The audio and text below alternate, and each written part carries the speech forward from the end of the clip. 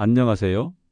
어르신들의 삶을 더 풍요롭게 하는 복지 소식부터 건강, 상식, 경제 정보까지 한 번에 담아드리는 시니어 정보톡입니다. 혹시 이런 걱정해 보신 적 있으신가요?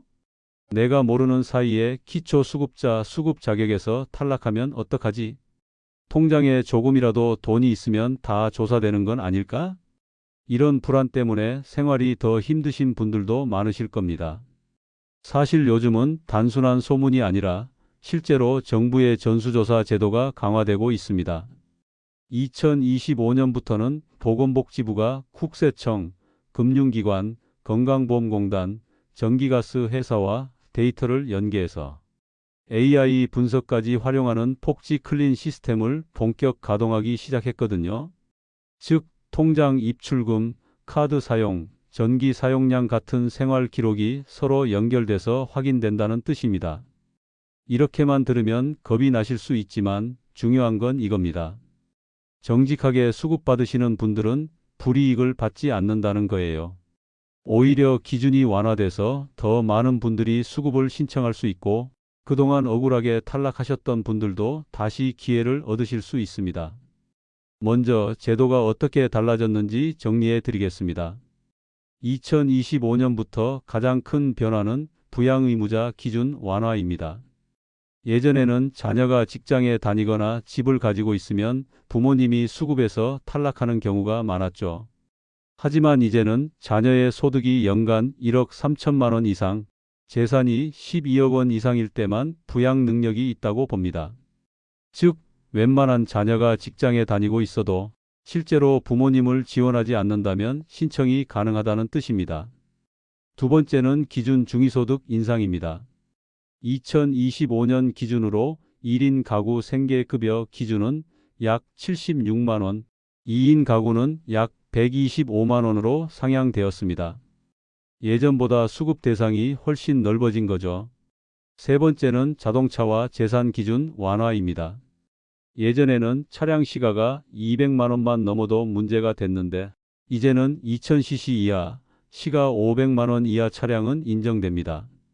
10년 이상 된 차량도 예외로 인정되죠. 또 기본 재산 공제액도 지역마다 상향 조정돼서 서울은 9,900만 원, 경기도는 8천만 원, 그 외 지역은 5,300만 원까지는 공제가 됩니다. 이 금액 이내라면 걱정하지 않으셔도 된다는 뜻이에요. 그럼에도 불구하고 많은 분들이 탈락하는 이유는 뭘까요? 바로 신고하지 않은 소득이나 잘못된 정보 때문입니다. 여기서 생활 속 실제 사례들을 말씀드리겠습니다. 첫 번째는 명절 용돈 사례입니다. 설날에 자녀들이 한 번에 큰 용돈을 드린 건 문제가 되지 않습니다. 하지만 매달 같은 금액이 정기적으로 들어온다면 소득으로 잡히기 때문에 신고를 하셔야 합니다. 두 번째는 보험금 사례입니다. 사고로 보험금 800만 원이 들어왔다면 그대로 두면 조사 대상이 될 수 있습니다. 하지만 실제 병원비나 장례비로 쓰셨다면 3개월 이내 사용분은 공제받을 수 있습니다. 세 번째는 적금 만기 사례입니다. 1천만 원짜리 적금이 만기돼서 통장에 들어왔다고 해도 그건 원래 있던 재산이라 새로운 소득으로 보지 않습니다. 다만 거기서 발생한 이자는 반드시 신고하셔야 합니다. 네 번째는 편의점 아르바이트 사례입니다. 하루에 몇 시간만 돕고 받은 소액 알바비라도 신고하지 않으면 부정수급으로 오해받을 수 있습니다. 금액이 적어도 신고 여부가 핵심이라는 점 꼭 기억하세요. 다섯 번째는 형식적 이혼 사례입니다. 부부가 서류상으로만 이혼하고 실제로는 함께 살고 있다면 전기가스 사용량이나 주민센터 조사에서 생활 실태가 드러납니다. 이 경우 수급 자격이 박탈될 수 있습니다. 이처럼 같은 상황도 신고 여부와 실제 생활 모습에 따라 결과가 달라집니다. 숨기면 불이익이 커지고 솔직하게 신고하면 대부분은 문제없이 넘어갑니다. 그럼 여기서 자주 묻는 질문 몇 가지를 정리해 드리겠습니다. 많은 분들이 물으시는 게 통장에 500만 원만 있어도 탈락하나요? 하는 질문인데요. 정답은 아니오입니다. 500만 원은 생활준비금으로 공제해 주는 금액이라서 통장에 있다고 해서 바로 탈락되는 게 아닙니다. 또 일하면 무조건 자격을 잃나요? 라는 질문도 많습니다.